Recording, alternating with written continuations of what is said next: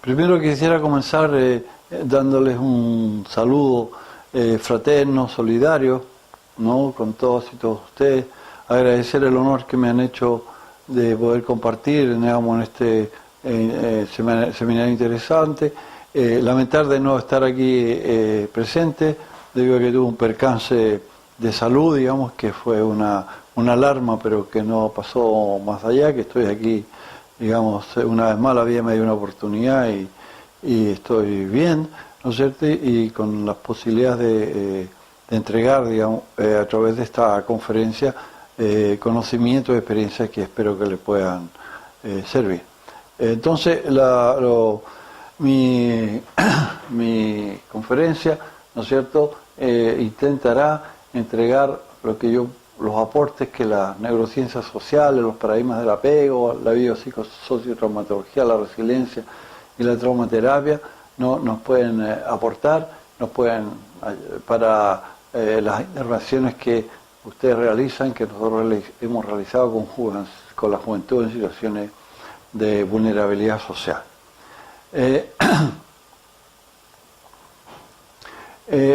Lo primero que quiero decirles es que afortunadamente el desarrollo de la ciencia, digamos, nos permite hoy día tener una gran cantidad de información bastante útil que de alguna manera legitima los esfuerzos, digamos, de nuestro trabajo en tanto operadores sociales, ¿no? La neurobiología, ¿no es cierto? La neurobiología, las investigaciones sobre la organización del cerebro y de la mente nos permiten hoy día afirmar, digamos, sin ninguna duda, que la organización y el funcionamiento de la mente, en este caso de los jóvenes, es el resultado de la interacción entre la estructura y funcionamiento de su cerebro, influido en parte por sus genes, pero sobre todo por las relaciones interpersonales que le acompañan de su gestación.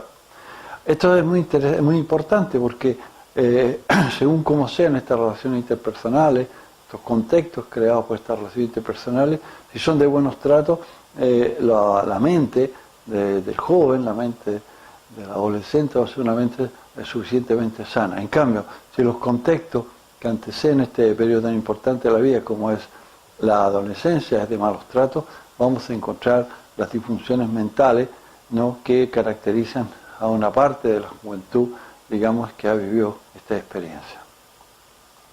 Esto está, lo intento graficar en este modelo, en este esquema, porque vemos que el recién nacido, ¿no es cierto?, no tiene una mente totalmente organizada, tiene una organización básica para poder, digamos, adaptarse a la vida, ¿no?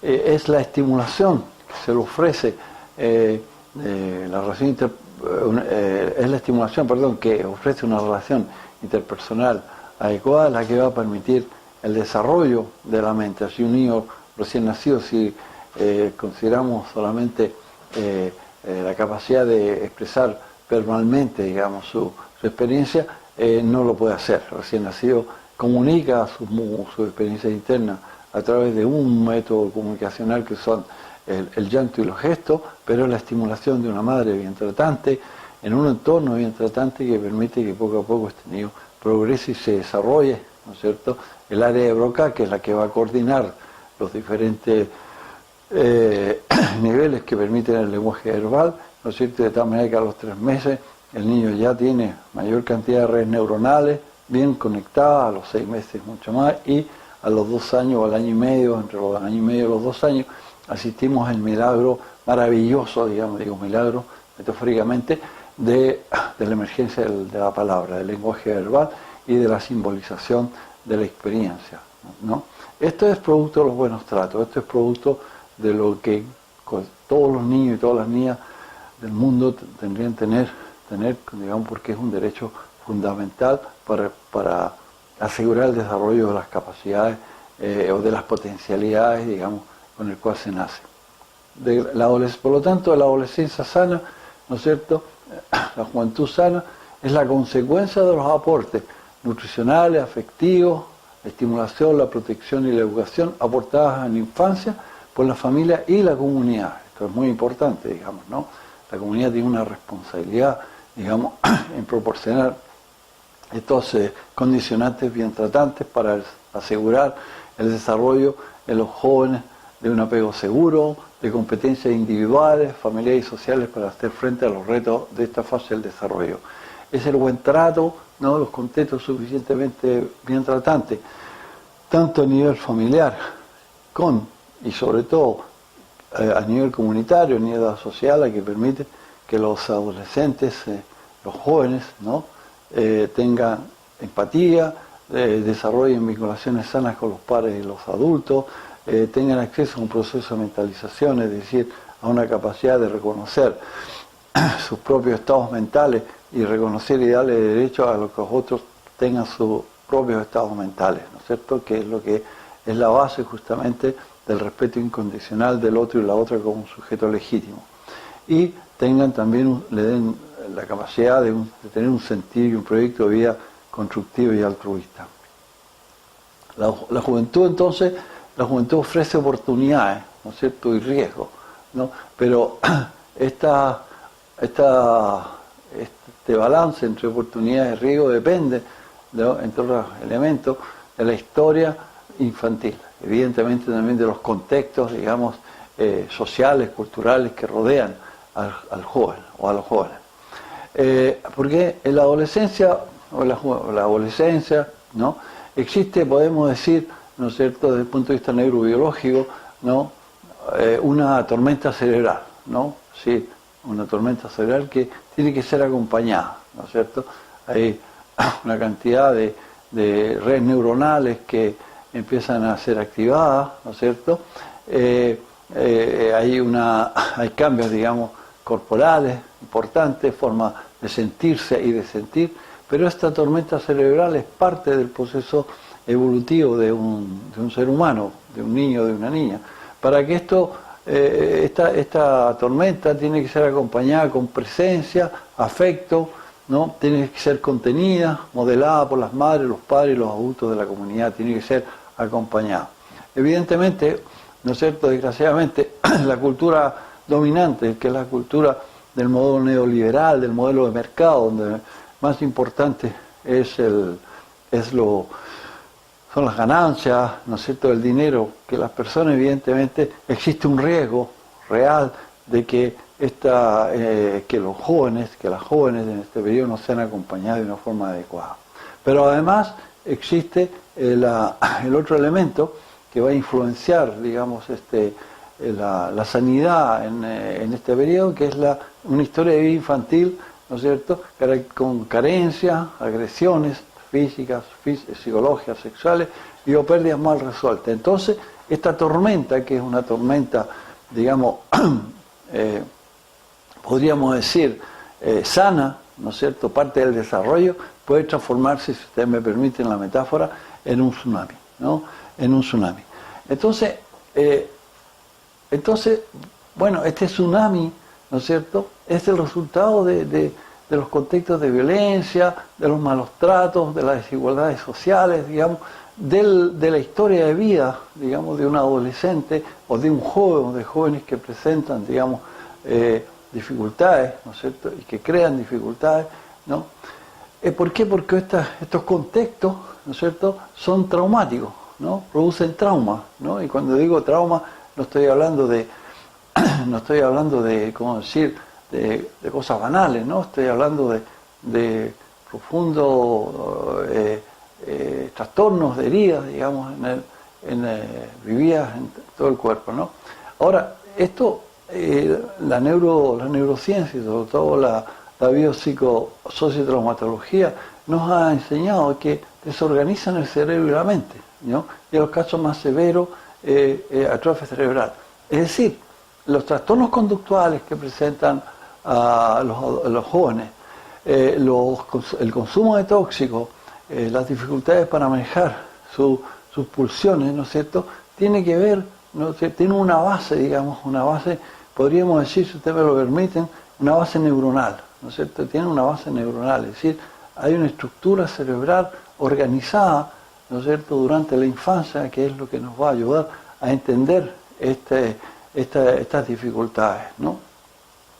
Por lo tanto, el modelo que tendríamos que usar siempre es un modelo comprensivo, Los modelos comprensivos nos permiten dar un sentido y conectar lo que observamos en aquí y ahora con la historia y con los contextos de vida actual, ¿no? A diferencia de los modelos descriptivos que son digamos, muy reduccionistas, y yo diría incluso cobardes, porque de alguna manera al reducir, ¿no es cierto?, al sujeto, ¿no es cierto?, a una persona que presenta un cúmulo de síntomas y de signos y de darle un diagnóstico, de alguna manera estamos mistificando, ¿no es cierto?, las causas, ¿no?, las causas sociales, las causas familiares que lo produjeron, ¿no es cierto?, y de alguna manera estamos designando a la persona que es afectada por estas experiencias violentas, de maltrato, de injusticia, digamos, la estamos al mismo tiempo designando como culpable de su propio sufrimiento y no le estamos reconociendo ni siquiera la condición de afectado.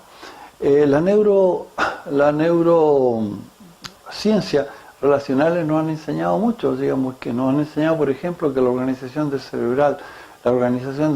y la mente tiene una dimensión vertical, ¿no es cierto?, que lo primero que se desarrolla y lo que el niño tiene que nacer relativamente organizado es el tronco cerebral, que asegura las funciones neurovegetativas, es lo que redes neuronales que permite la experiencia del apego, que permite la regulación de la temperatura y sobre todo la regulación del estrés. En el tronco cerebral, bulbo raquídeo, cerebelo, núcleos basales, existen además redes neuronales que ya están presentes, ¿no es cierto?, que tienen que ver con la empatía. Esto es maravilloso de saber que la empatía es una posibilidad desde el nacimiento. Desgraciadamente, si hay estrés intrauterino, si hay consumo de tóxicos, si hay violencia hacia la madre, ¿no?, violencia machista hacia la madre, si hay desigualdad, estrés por las desigualdades sociales, por la pobreza, evidentemente que la organización del tronco cerebral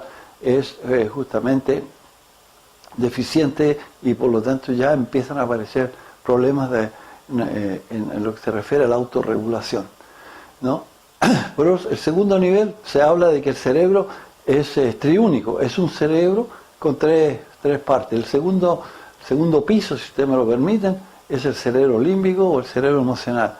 El cerebro emocional, ¿no?, el cerebro emocional, ¿no es cierto?, que es esta parte que el segundo piso, el sistema límbico emocional, es muy importante, es fundamental porque de alguna manera transforma las sensaciones corporales, ¿no?, la influencia, digamos, también de las estimulaciones que vienen del entorno, los transforma en emociones, ¿no es cierto? Y dentro digamos, de este cerebro emocional, el cerebro límbico, tenemos la amígdala, ¿no es cierto?, que es una parte de este cerebro emocional que es fundamental, porque es la que transforma las sensaciones, ¿no es cierto?, las percibidas por los órganos de los sentidos, lo trastorna en emociones. Y las emociones más importantes para la supervivencia son el miedo, ¿no es cierto?, la rabia y también, digamos, la tristeza, ¿no? Y cuando los factores ambientales, cuando el entorno está cargado de factores traumáticos, de experiencias traumáticas, de carencias, de todo tipo, de agresiones, de todo tipo, de pérdidas, ¿no es cierto?, la amígdala se hipersensibiliza y, ¿no es cierto?, y descodifica una gran cantidad de los estímulos que vienen del entorno como estímulos amenazantes y reacciona en consecuencia. Muchos de los problemas conductuales que presentan los adolescentes, ¿no es cierto?, tienen que ver con esto, ¿no?, por un cúmulo de experiencias traumáticas, digamos, que de alguna manera hacen que la amígdala, esta parte, sea hipersensible, hiperreactiva, ¿no es cierto?, hiperreactiva. Pero hay otro elemento importante en el cerebro límbico emocional que nos sirve, que es el hipocampo, ¿no es cierto?, que es el hipocampo, que se llama así porque tiene forma de caballo de mar. Bueno, uno con mucha imaginación puede ver el caballo de mar ahí, pero bueno, el hipocampo es muy importante porque el hipocampo tiene dos funciones, como muchas redes neuronales, dos funciones, una de activación y otra de inhibición, ¿no? De activación porque es el centro de la memoria implícita, es decir, hoy día se sabe, por supuesto, de que la memoria de las sensaciones, de las experiencias, ¿no es cierto?, de las emociones ya están presentes en la vida intrauterina. Todo lo que siente, todo lo que le pasa a un niño o una niña se inscribe, ¿no es cierto?, en esta memoria implícita, esta memoria que está regulada, digamos, inscrita en el hipocampo, ¿no es cierto? Eso es bien importante porque el adolescente, el joven, también puede expresar a través de sus dificultades, a través de sus trastornos, puede expresar justamente una memoria implícita de tipo traumática, ¿no es cierto? Porque lo sacudieron cuando era pequeño, porque pasó hambre cuando era pequeño, porque le gritaron cuando era pequeño, porque le pegaron cuando era pequeño, porque no le dieron la atención que necesitaba para su desarrollo, no le satisfacieron las necesidades y que por lo tanto se le provocó dolor y frustración. Esas son memorias que quedan y que de alguna manera también influyen y se expresan a través del comportamiento, a través de la conducta. El hipocampo además tiene otra tarea muy bonita, que es muy interesante, que es la de modular la amígdala, o sea, de inhibir la amígdala, digamos, para poder tener reacciones más emocionales mucho más moduladas. El sistema límbico es el responsable de la inteligencia emocional. El sistema límbico es lo que permite no solamente producir emociones que de alguna manera permiten, digamos, el desarrollo de comportamiento adaptativo, ¿no es cierto?, sino que además en el hipocampo y sobre todo en el límite con la corteza cerebral, que vendría a ser el tercer piso, ¿no es cierto?, si ustedes me lo permiten, el neocorte, ¿no?, esta zona de aquí que corresponde a los lóbulos prefrontales, está, digamos, las redes neuronales más importantes responsables de la empatía, ¿no? Aquí están las neuronas de espejo, ¿no? Las neuronas de espejo, de tal manera que hay una parte de la corteza que pertenece al cerebro límbico o emocional y que es el responsable de la empatía. Bueno, breve, entonces, los buenos tratos permiten una integración vertical, ¿no? Funcionan armónicamente y colaboran a los tres niveles, ¿no? De tal manera que incluso, ¿no?, es importante destacar que las redes neuronales del lóbulo prefrontal pueden de alguna manera activar la corteza y a través del pensamiento, a través de la reflexión, uno puede modular, ¿no?, la emoción y puede modular incluso, ¿no es cierto?, la respuesta neurofisiológica que depende del tronco cerebral. Desgraciadamente, cuando hay trauma, ¿no?, experiencias traumáticas, sobre todo experiencias traumáticas tempranas y o acumulativas, esto se desorganiza. Y la desorganización de los lóbulos frontales hace que los niños, los jóvenes, por ejemplo, no tengan conciencia de la responsabilidad de sus actos. Pasan al acto sin reflexión, ¿no? Incluso a veces ni siquiera después pueden tener la capacidad de reflexionar sobre sus consecuencias. Todo es parte de la desorganización cerebral. Todo es parte, digamos, de entornos que de un entorno interpersonal que no permite el desarrollo sano de la mente. Por lo tanto, ¿no es cierto?, todas estas teorías que ponen todos estos paradigmas que ponen el acento en factores genéticos, bioquímicos y desconocen los factores del entorno, ¿no es cierto?, como un elemento fundamental de la organización de la mente y del buen funcionamiento de la mente, son, digamos, parte del reduccionismo y parte, digamos, de teorías que de alguna manera mistifican, ¿no es cierto?, las incoherencias que en el entorno interpersonal o humano son capaces de producir. Como ustedes ven, digamos, al hacer este pequeño viaje, ¿no es cierto?, por estos conocimientos que se tienen actualmente sobre el funcionamiento del cerebro, digamos, yo pongo el acento, ¿no es cierto?, en la responsabilidad que tiene el mundo, la sociedad que los adultos están construyendo. Porque es terriblemente injusto, ¿no es cierto?, de cargarle, problematizar, digamos, exageradamente, ¿no es cierto?, la juventud, la adolescencia y sus dificultades y sus problemas, atribuyéndole, ¿no es cierto?, la culpa, ¿no?, de un sufrimiento, de unos trastornos que son una producción social, que son una responsabilidad no solamente de la familia, de los padres y de las madres, sino que el conjunto de la sociedad, ¿no? Y claro, en este periodo en que estamos viviendo, donde el modelo dominante es el modelo de mercado, ¿no es cierto?, donde la cultura, digamos, está al servicio, ¿no es cierto?, de ese modelo de mercado que fascina, digamos, incluso a muchas corrientes que se decían progresistas, ¿no es cierto?, y que se han ido digamos, de alguna manera, corrompiendo, ¿no es cierto?, para hablar del liberalismo social, por ejemplo, digamos, es importante hacer la conexión, ¿no es cierto?, entre el impacto de ese entorno creado por los grandes poderes y que de alguna manera, digamos, dificulta la organización cerebral. Entonces, si ustedes me permiten también, pues ustedes saben, tenemos un hemisferio derecho e izquierdo, ¿no es cierto?, eso lo da la naturaleza, por decirlo así, conectado con el cuerpo calloso, que nos permiten, digamos, funciones diferentes. El derecho es el hemisferio de la creatividad, es el hemisferio de la emocionalidad, es el hemisferio de la poesía, es el hemisferio de las emociones, y el izquierdo es el hemisferio más racional, más estructurante, ¿no es cierto?, de la realidad. Un contexto de buen trato, ¿no es cierto?, permite el desarrollo de ambos hemisferios y una buena coordinación de ambos hemisferios en el sentido, digamos, de hacer frente a los desafíos adaptativos y entre ellos los desafíos de ser joven. Entonces, ¿cuáles son, en síntesis, los cambios cerebrales que se producen en la adolescencia?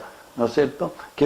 ¿Cuáles son la adolescencia? Es decir, permiten el desarrollo de 4 competencias en la mente juvenil. Evidentemente, estas competencias estaban presentes, se estaban desarrollando en la infancia.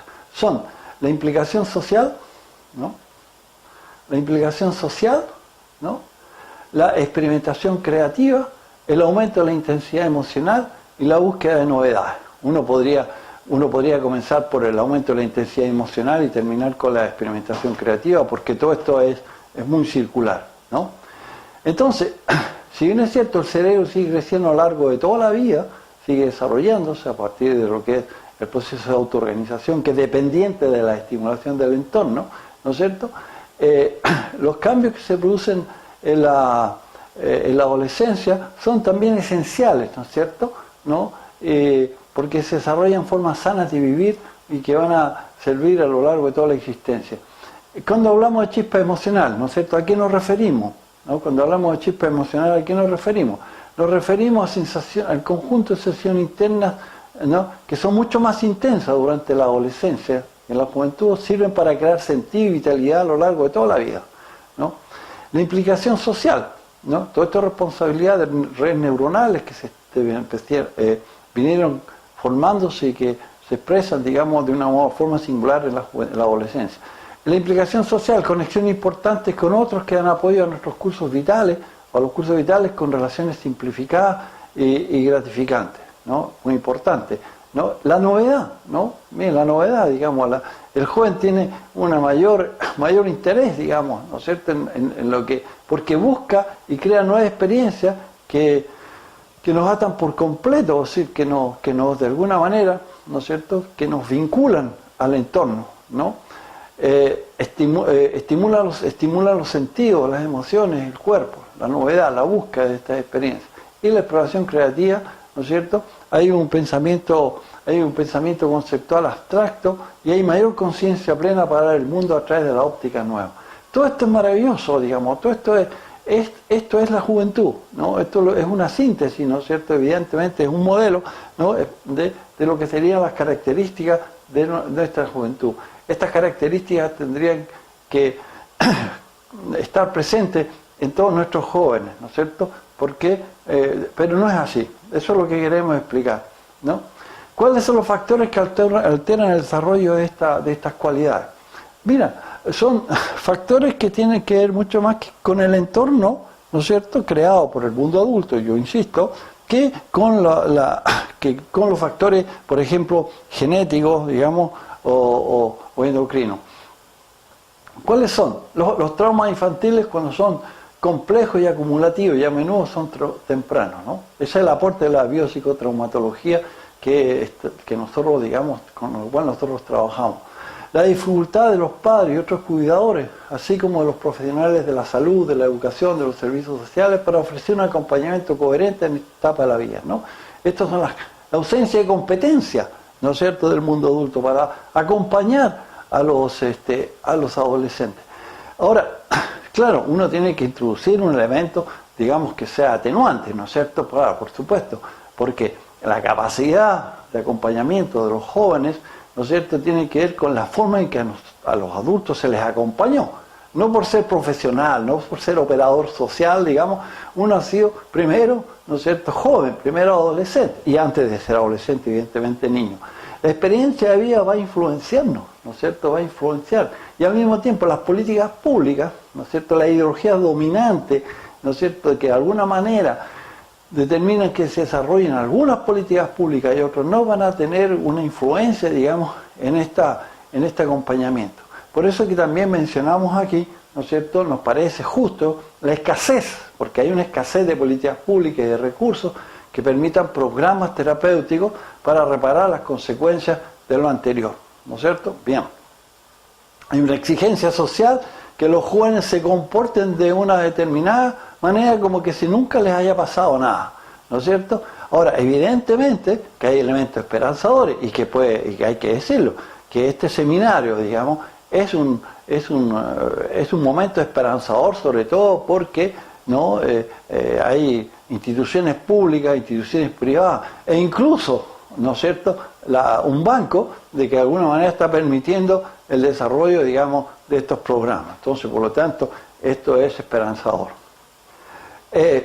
Ahora, ¿por qué? ¿Cuál es la influencia, ¿no es cierto?, de los traumas infantiles complejos acumulativos y a veces tempranos para los adolescentes? ¿Cuál es la influencia y por qué, digamos, tiene que ver con las dificultades que presentan el aquí y ahora, ¿no? Porque estos adolescentes, ¿no?, estos jóvenes, estas jóvenes que presentan problemas que ustedes intentan de alguna manera influenciar, han tenido que desarrollar un vínculo de apego con madres y padres que por sus diferentes grados de incompetencias parentales no son como los demás, ¿no es cierto? Han tenido que desarrollar modelos de apego, modelos de vinculación, ¿no es cierto?, que tiene que ver, ¿no es cierto?, con las dificultades o con la ausencia de modelos de apego seguros. Segundo, ¿no es cierto?, la mente adolescente, la mente juvenil, ¿no es cierto?, organizada por traumas infantiles, presenta desgarros traumáticos, macro o microtraumas, donde priman estresores mórbidos que producen respuestas a estrés traumático. Mira, muchos de los trastornos conductuales, mucho de la violencia en la adolescencia, la mayoría, mucho del consumo tóxico, muchos de los trastornos de la sexuación que se expresa por, como lo veremos más adelante, por conductas de agresiones sexuales hacia los demás, por la falta de respeto, por el embarazo en la adolescencia, tienen que ver son manifestaciones de estos trastornos de estrés traumático, ¿no? Lo que implica, ¿no es cierto?, que imaginarse, tenerlo siempre presente cuando uno es operador social y trabaja en juventud con dificultades, o sea, con riesgo o en situación de exclusión social. Y para trabajar con un modelo incluyente, tiene que considerar cuál es el estado de la mente, cuál es el estado del funcionamiento de la mente, ¿no? Y considerar, ¿no?, imaginarse que es una mente seccionada con trozos vivos, que tienen competencia, ¿no es cierto?, ¿no?, que tienen potencialidades, pero hay muchos trozos desorganizados, ¿no es cierto?, hay mucha desorganización, y porque hay desorganización hay falta, digamos, de capacidades o de competencias. No se le puede pedir a un adolescente que module la pulsión sexual o agresiva, que tenga una empatía como si nunca le hubiese pasado nada. Eso es terriblemente incoherente y terriblemente injusto, ¿no?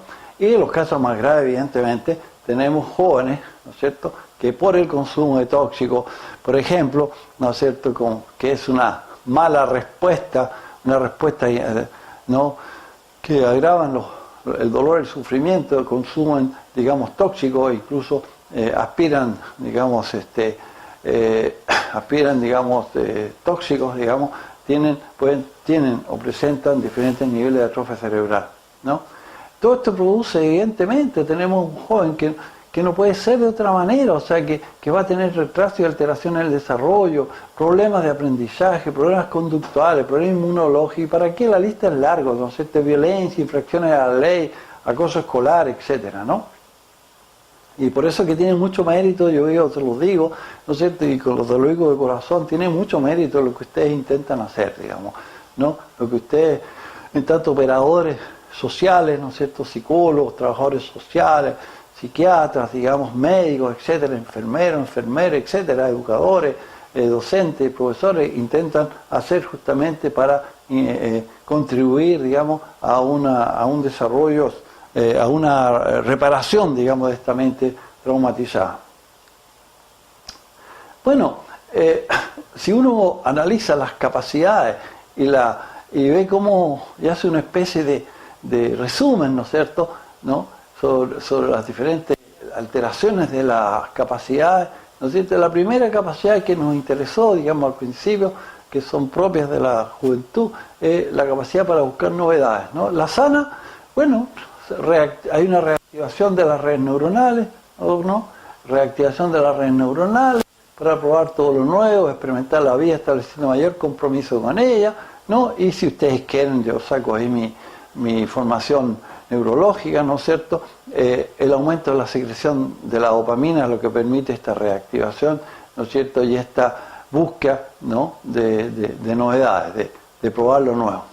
Ahora, la mente organizada por traumas infantiles, ya sea por historias infantiles, generalmente potenciadas por contextos sociales de desigualdad, de violencia, de marginalización, que es propio de los países latinoamericanos y de otros países del mundo, pero también en los países ricos, los países desarrollados, porque el tema de las desigualdades sociales, más aún en este modelo, digamos, donde los modelos neoliberales son parte del funcionamiento social de todos los países, también existen justamente, ¿no es cierto?, factores contextuales que son las consecuencias de la violencia institucional, de la violencia del Estado, ¿no?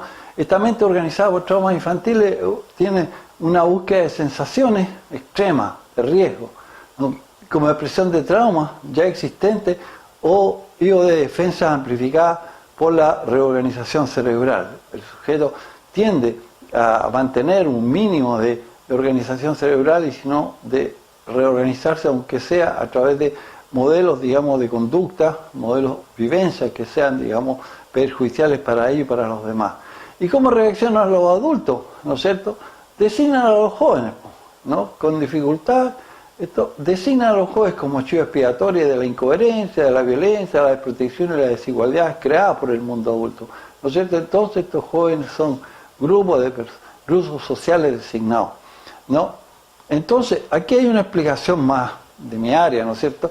En esta mente organizada por traumas infantiles, en lo que se refiere a búsqueda de novedad, hay una hiperactividad del sistema límbico y bloqueo de las áreas prefrontales, como se lo explicaba recién. Las áreas prefrontales permiten la modulación, la utilización del pensamiento, de la reflexión al servicio, digamos, del control emocional, del control de la pulsionalidad. Entonces hay mucha impulsividad, ¿no? Hay una tendencia a la impulsividad, hay un paso rápido del deseo, ¿no?, de las emociones y de las pulsiones a los actos, ¿no?, pasaje al acto. Oye, si uno hace un análisis, hace una analogía, ¿no?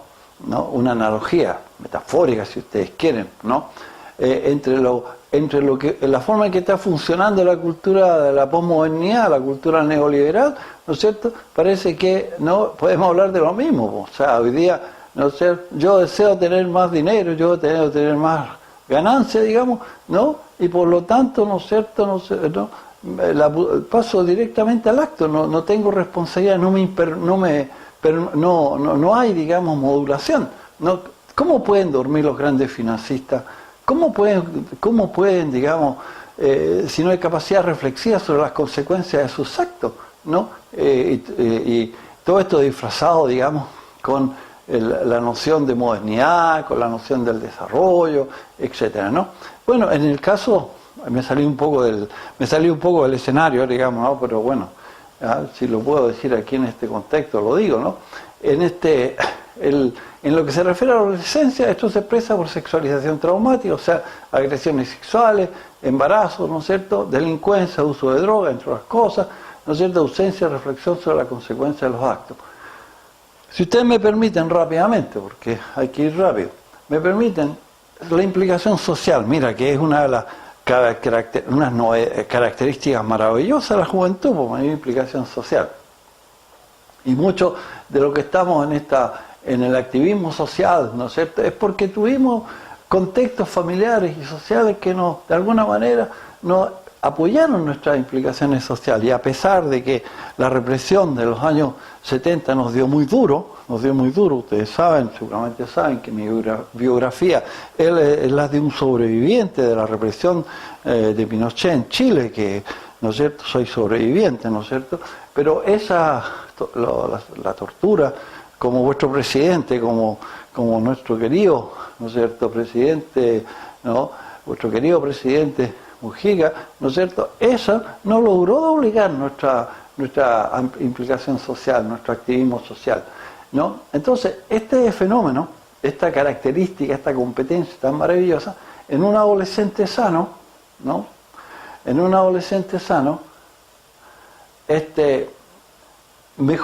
mejorar las conexiones, mejora las conexiones sociales entre iguales, se crean nuevas amistades, ¿no?, con un alejamiento relativo de los adultos, porque en realidad, digamos, hay una mayor tendencia ¿cómo se llama?, a establecer relaciones con los pares, ¿no es cierto?, y crecer también dentro de esa, y crecer y desarrollarse dentro de esta fenomenología. Bueno, volvemos a lo mismo, pues, las historias traumáticas infantiles, ¿no?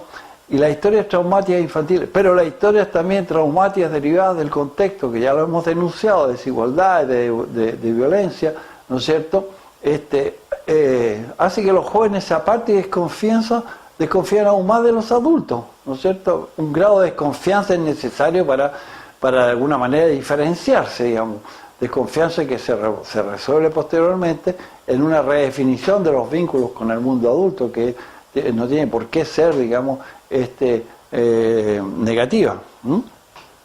Entonces, ¿no?, estas historias traumáticas explican que hay una tendencia, una exageración, digamos, del comportamiento gregario, ¿no es cierto?, y de rodearse solamente de otros como ellos, ¿no es cierto?, y por lo tanto con comportamiento de mayores riesgos. Y los adultos, bueno, los adultos siempre tienen algo que decir, pues, no solamente crean los problemas, sino que se permiten crear, digamos, los adultos, digamos, no vamos a hacer generalizaciones, crear discursos, crear actitudes de miedo, tienen miedo, por el miedo rechazan, culpabilizan, estigmatizan a los jóvenes y no asumen sus responsabilidades, pues, y desarrollan una serie de creencias y discursos que justifican los castigos y la exclusión social. Permítame insistir, ¿no?, que en realidad cuando yo hago esta exposición, presento esta experiencia de una forma sistematizada, ¿no es cierto?, no es que quiera, digamos, negar, al contrario, digamos, ustedes que están implicados en la práctica, ¿no es cierto?, tienen este conocimiento experiencial. Lo único que mi pretensión es entregar, digamos, insumos para que ustedes se sigan empoderando, digamos, de ¿cómo se llama?, de percepciones que ya tienen, y que de alguna manera la puedan organizar a través de un modelo, para tener un modelo comprensivo de las dificultades, ¿no?, protegerse de sus propios mecanismos proyectivos y de alguna manera, digamos, seguir haciendo frente, ¿no es cierto?, a todas las descalificaciones, no solamente de la juventud como grupo social, sino que el trabajo que hacen las personas que trabajan con la juventud y que de alguna manera, digamos, tratan de restaurar dignidad y restaurar los derechos, ¿no? Entonces, ustedes me permiten, esta otra capacidad, esta otra competencia, que es la reactividad emocional, ¿no? La adolescencia sana tiene una mayor vitalidad corporal, emocional, ¿no es cierto?, ¿no? Les gusta bailar, les gusta, digamos, los deportes, ¿no es cierto?, se emocionan, ¿no?, se activan frente a experiencias incluso que a veces, digamos, les conducen a situaciones, no diría extremas, pero con ciertos riesgos. Yo creo que los adolescentes de mi generación, los jóvenes de mi generación, digamos, esta mayor vitalidad somatoemocional también explica, digamos, que nos identificamos, digamos, con corrientes, ¿no es cierto?, con la esperanza de un cambio social profundo, ¿no es cierto?, y que, claro, lo pagamos bastante caro porque digamos, esta mayor vitalidad somatoemocional, ¿no es cierto?, producto de nuestra adolescencia suficientemente sana, las clases dominantes, ¿no es cierto?, no las vivieron con mucha simpatía, ¿no? Ahora, claro, los jóvenes con los cuales ustedes trabajan, las jóvenes con las que ustedes acompañan, ¿no?, si tienen una mente organizada por traumas infantiles, tienen una predisposición a la reactivación en este periodo, a la reactivación de memorias traumáticas inconscientes, ¿no? Se reactiva. Entonces, por eso que también podemos, ¿no es cierto?, comprender, ¿no?, las diferentes dificultades, los diferentes trastornos como una reactivación de memorias traumáticas. Ya se los expliqué, acuérdense que les hablé del hipocampo. Ustedes, bueno, por lo menos si se llevan esta idea de que la memoria implícita está ahí, que las experiencias traumáticas no desaparecen, no se borran, digamos, sino que de alguna manera siguen presentes, ¿no? Esta hay una relación entre lo que estoy diciendo con la presencia de la sexualización traumática, la impulsividad, la depresión, con los casos más graves, con las tentativas, digamos, de suicidio o las conductas suicidarias y el suicidio como tal, los trastornos de ansiedad, la hiperreactividad, la violencia, el consumo de tóxicos y la automutilación, y en los casos más graves los trastornos psicóticos. Estos modelos, digamos, ¿no?, que ponen el acento en qué es lo que les ha pasado a las personas, o qué le han hecho a las personas, en vez de centrarse en modelos patográficos, ¿no es cierto?, tienen, digamos, la posibilidad de redefinir lo que se llama la enfermedad mental, digamos, como una respuesta, digamos, como una respuesta que no es una enfermedad, sino que es una respuesta a un contexto enfermo, a un contexto mórbido cargado de experiencias de estrés y de violación de los derechos humanos. Mire que es interesante, porque ¿no?, el paradigma de los derechos humanos y la violación de los derechos humanos nos sirve mucho para entender, digamos, las diferentes manifestaciones, ¿no es cierto?, traumáticas que estos contextos, ¿no es cierto?, producen y se expresan, digamos, por lo que se sigue llamando desde el poder la psicopatología, la enfermedad mental, etcétera, etcétera, ¿no? ¿Cómo reaccionan frente a la reactividad emocional los adultos? No todos, por supuesto, pero los adultos, digamos, ¿no es cierto?, más intolerantes, más incoherentes, ¿no es cierto?, pero castigan esto, lo castigan, o sea, lo castigan de una forma sutil, digamos, cicatrizando los problemas, psicologizando los problemas, ¿no es cierto?, en vez de trabajar para crear contextos más amorosos, más solidarios, ¿no es cierto?, y de este castigo amplifica la reactividad de los trastornos traumáticos. Mire que es injusto, ¿no es cierto?, que es injusto, que es cobarde, ¿no es cierto?, los infractores de ley, ¿no?, que se les trata como delincuentes, irremediablemente delincuentes. No estoy desresponsabilizando, ¿no?, porque la terapia pasa, digamos, por la reparación pasa, digamos, por que ayudarles a reconocer la responsabilidad de sus actos, ¿no? La impunidad nunca ha sido terapéutica, digamos, ni para las personas, ni para la familia, y menos para el sistema social.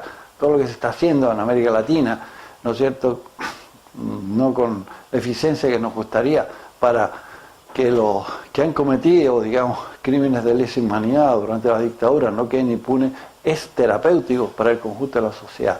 Pero lo injusto es que en el caso, por ejemplo, en el caso del adolescente o el joven infractor se le castiga y se le da muy pocas veces recursos reales de rehabilitación, ¿no?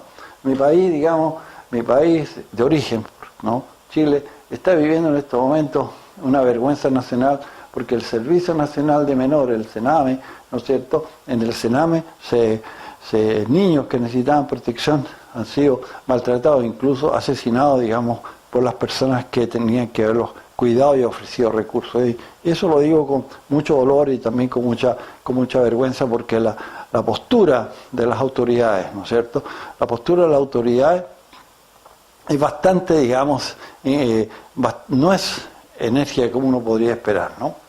Bueno, y la experimentación, la última capacidad, o la cuarta, la experimentación creativa. Bueno, la adolescencia, los jóvenes buscan sentido a sus vidas, comienzan a imaginar proyectos de futuro, ¿no es cierto?, la mente está abierta a experimentar creativamente nuevas experiencias, ¿no es cierto?, etcétera, etcétera, y por eso es que vemos tanta gente joven, digamos, embarcadas en la solidaridad, embarcadas en campañas maravillosas, digamos, en la búsqueda de cómo luchar contra el cambio climático, cómo defender el medio ambiente, digamos, ¿no?, cómo expresar a través de la solidaridad, digamos, a través de comportamientos solidarios, esta esta experimentación creativa. Desgraciadamente los contextos, las historias infantiles, traumáticas, que rodean también al adolescente, ¿no es cierto?, ¿no?, explican esto.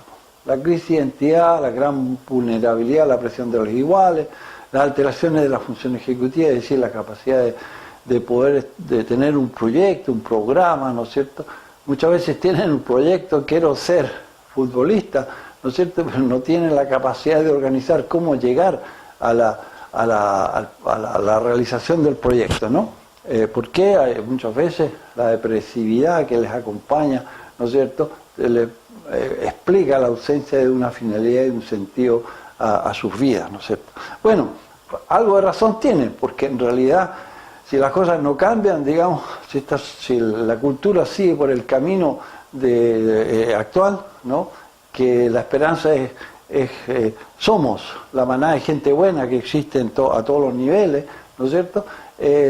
Los jóvenes en general, la juventud en general tiene mucha dificultad y tendrá mucha dificultad en encontrar una finalidad y un sentido creativo y productivo para sus vidas, ¿no? Y después, claro, los adultos nuevamente, aquí estamos, ¿no es cierto? Indiferencia, el acoso, el rechazo adultista. Adultista lo hemos inventado nosotros, creo, ¿no? Nosotros trabajando tantos años, ya casi 40 años, digamos, apoyando, digamos, desarrollando programas para la reparación del daño, ¿no?, en infancia, en juventud, el daño a mujeres víctimas de violencia machista, víctimas de tortura, digamos, hemos trabajado muchos años en esto, ¿no es cierto? Por eso usamos adultista, porque es el dominio del adulto sobre la infancia y sobre la adolescencia, con una ideología, digamos, con una ideología incluso que de alguna manera avala esta violencia, ¿no? Esto, el rechazo, el acoso, amplifica la confusión de los jóvenes, facilita la pseudo-identificación con grupos o bandas cohesionados por ideología o conductas violentas o de dominación y infracciones de ley. No apoya esta indiferencia, este acoso, este rechazo, no apoya a los jóvenes, no le permite una emergencia reparadora, digamos, del daño que se le ha producido, digamos, por los contextos, por las historias infantiles traumáticas. Entonces, todo lo que hemos hablado, ¿no es cierto?, ¿no? Todo lo que hemos hablado, ¿no es cierto?, tiene que ver con el contexto, ¿no es cierto? Y cualquier intento de, ¿cómo se llama?, de cualquier lectura, ¿no es cierto?, centrada en el individuo, ¿no?, tiene que ver con la indiferencia, tiene que ver con la cobardía, tiene que ver con la violencia y la irresponsabilidad de la clase adulta dominante. Insisto, clase adulta dominante, no estoy haciendo una generalización, ¿no? Tiene que ver con las incompetencias parentales, por supuesto. Uno aprende a ser madre o aprende a ser una madre o padre competente. Y cuando ¿no es cierto?, cuando hay falta de oportunidades, cuando hay traumas no resueltos, ¿no es cierto?, en la infancia, de los padres, de las madres, ¿no? No se desarrollan las competencias, ni las capacidades, ni las habilidades para educar o gestionar mejor, de una forma más adecuada las características de sus hijos, de su hija adolescente, ¿no? Esto de los traumas no resueltos es interesante, porque los traumas no resueltos, ¿no es cierto?, amplifican los riesgos de mecanismos proyectivos, ¿no?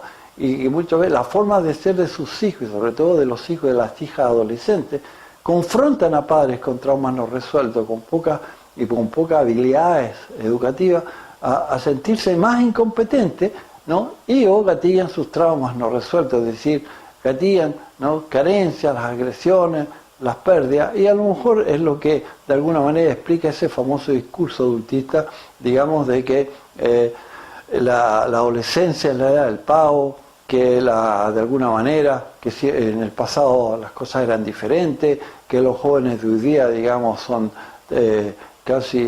son irrespetuosos, violentos, esas generalizaciones que se hacen, digamos, y que están muy presentes en la cultura.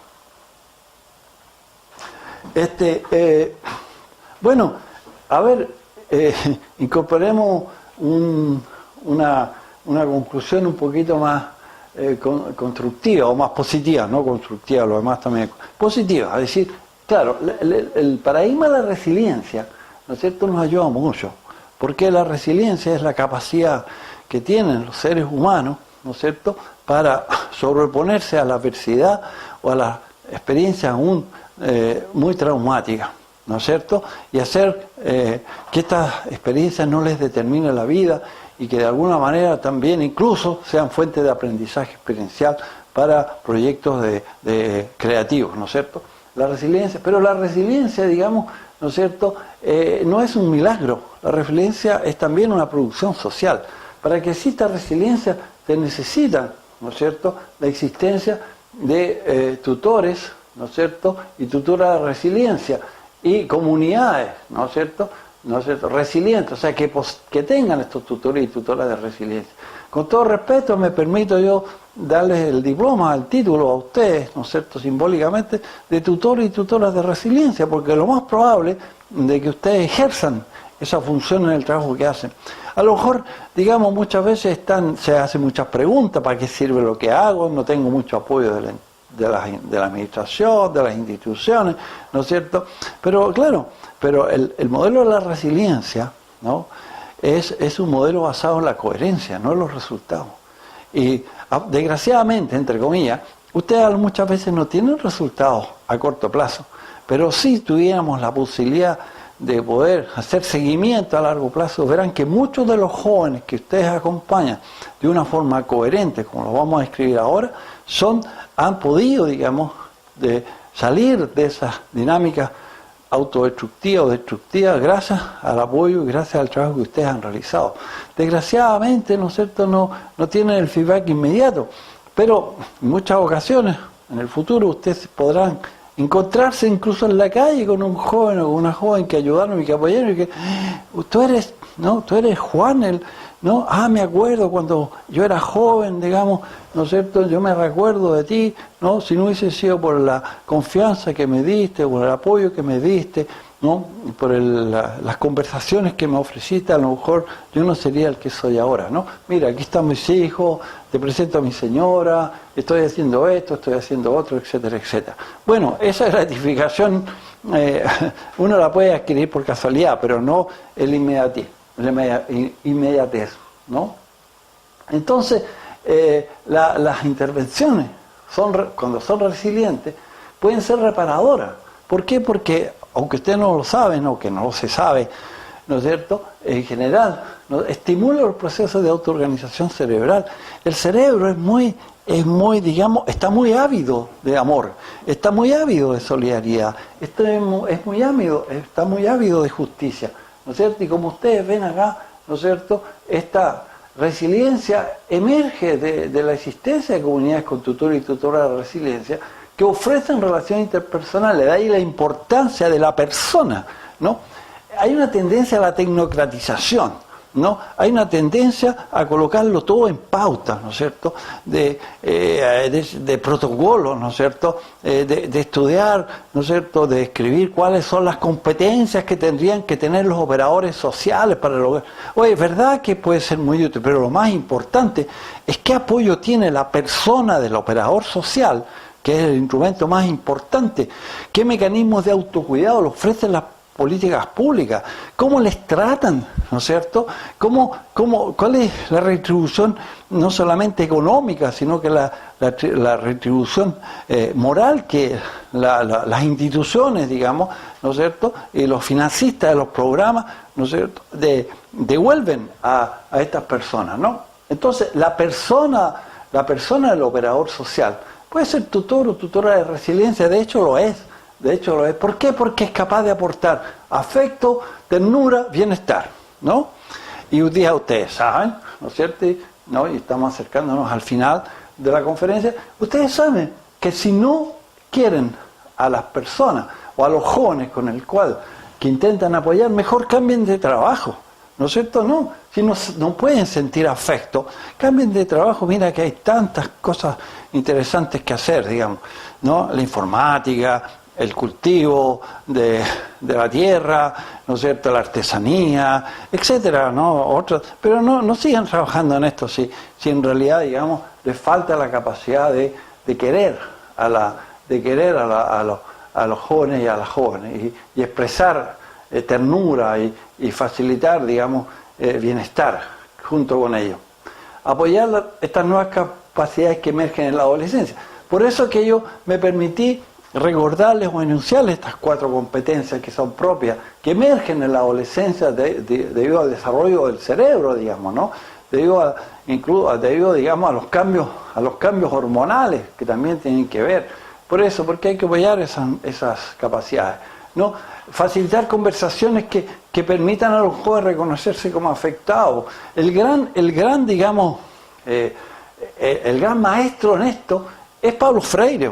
Paulo Freire es latinoamericano, es brasileño, es de aquí, ¿no es cierto?, que nos ayudó con su modelo de la pedagogía al oprimido, a decir que lo mejor para empoderarse y tratar de cambiar la realidad, su realidad individual, social, es reconocerse como oprimido, ¿no es cierto?, reconocerse, y aquí se trata de reconocerse como afectado. Esa es la tarea educativa fundamental. El apoyo social, evidentemente, es fundamental.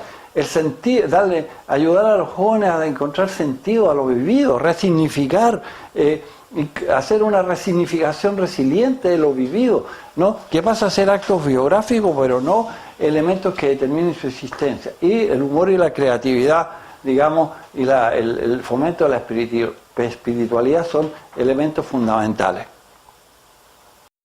Permítame ir concluyendo esta conferencia, que me habría gustado que fuera un intercambio, ¿no es cierto?, ¿no?, presencial, ¿no? Las condiciones cambiaron, ¿no es cierto?, y hemos hecho lo que hemos podido, como decimos nosotros, ¿no? Uno tiene siempre que hacer lo que puede, digamos, ¿no?, con lo que se tiene, ¿no? Y eso es un elemento importante, ¿no? Tenemos que, de alguna manera, en ese sentido, ser muy humildes en nuestras intervenciones, ¿no?, muy realistas, ¿no es cierto?, pero nunca perder la esperanza, ¿no?, nunca perder estas características que vienen también de nuestras juventudes, ¿no es cierto?, que tienen que ver con la capacidad de emocionar, la capacidad de actuar, ¿no es cierto?, de este activismo, que es un activismo social, que tiene que ver con el altruismo social, ¿no es cierto?, que es propio de la condición humana, ¿no es cierto?, es propio de la especie humana, ¿no? O sea, hoy día estamos muy lejos de esa creencia de que somos intrínsecamente egoístas, que somos intrínsecamente violentos, ¿no? Estamos muy lejos de eso, afortunadamente. Las investigaciones de la neurociencia, de la biología nos han ayudado, digamos, nos dan argumentos para sostener esa postura. Para terminar, ¿no es cierto?, permítanme decir que, claro, los profesionales, ustedes, todos nosotros, podemos ser y somos, ¿no es cierto?, tutores o tutoras de resiliencia de las personas, en este caso de los jóvenes con el cual que acompañamos, de la familia de estos jóvenes, ¿no? Porque nosotros intentamos, ¿no es cierto?, nuestros valores fundamentales son la coherencia, ¿no?, son la esencia, ¿no?, son el respeto y el compromiso con los demás, ¿no?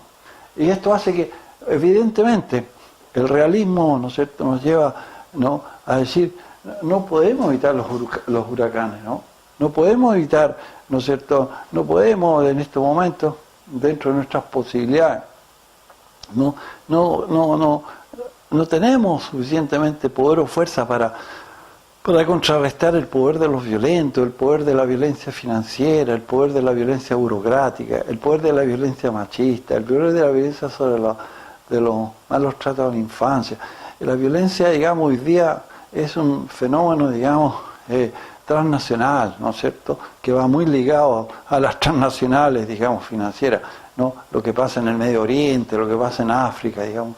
Es verdad que son huracanes, digamos, ¿no?, pero podemos aprender, ¿no es cierto?, trabajando con los afectados, ¿no es cierto?, aprender de ellos y con ellos, ¿no es cierto?, con los jóvenes con los cuales asistimos, y tratar de construir molinos, digamos, que mantengan la esperanza, digamos, que otro mundo es posible. Y para que otro mundo es posible, ustedes como operadores sociales, yo como operador social, ¿no?, desde mis competencias, desde mi formación y sobre todo de mis valores personales, como valores humanos, ¿no es cierto?, tenemos que ser como gotas de agua, ¿no? Mira que la metáfora me gusta, ¿no? Como gotas de agua. Los operadores sociales, ser como gotas de agua, significa que tenemos dos obligaciones. La primera es que no nos sequemos, ¿no? Que hagamos todo lo necesario para que no nos seque, digamos, ¿no? Para mantenernos, ¿no? Y para esto no debemos contaminarnos y tenemos que buscar contacto con otras gotas de agua, ¿no es cierto? Y por eso es que es importante el trabajo en equipo, es importante el trabajo en red, porque somos como gotas que se van juntando y a medida que se van juntando y operando, ¿no es cierto?, en redes, ¿no?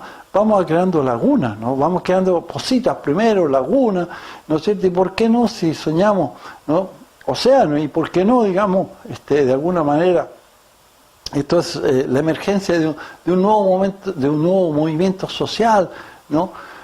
Esperanzador, digamos, de que podemos ofrecer a la infancia y a los jóvenes, ¿no?, y ofrecernos nosotros mismos un mundo que sea más justo, menos violento, más solidario, digamos, y de que de alguna manera el tema de la equidad, ¿no es cierto?, no sea un discurso, ¿no es cierto?, que sea una práctica cotidiana, ¿no?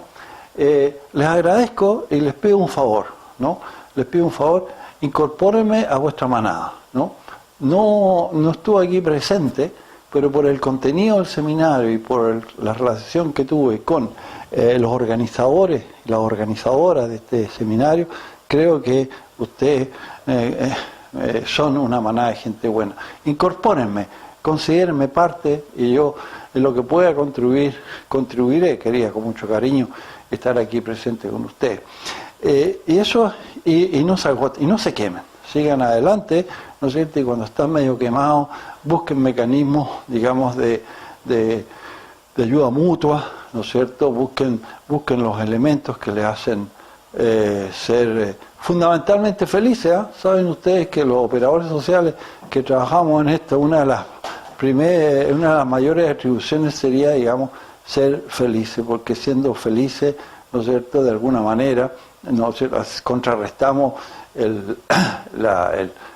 los proyectos, ¿no es cierto?, implícitos y explícitos de las sociedades organizadas por la dominación, ¿no es cierto?, que intentan que seamos todos unos pesimistas, unos amargados y unos, digamos, creadores de discursos que no hay salida, las cosas son así y que no pueden cambiar. Les agradezco mucho que me hayan escuchado y yo creo que el documental que viene ahora puede ser una ilustración de que en realidad cuando hay coherencia, digamos, en las relaciones interpersonales, digamos, es posible que niños o niñas, jóvenes, muy dañados, muy machacados por la historia familiar y por historias sociales salgan adelante. Muchas gracias.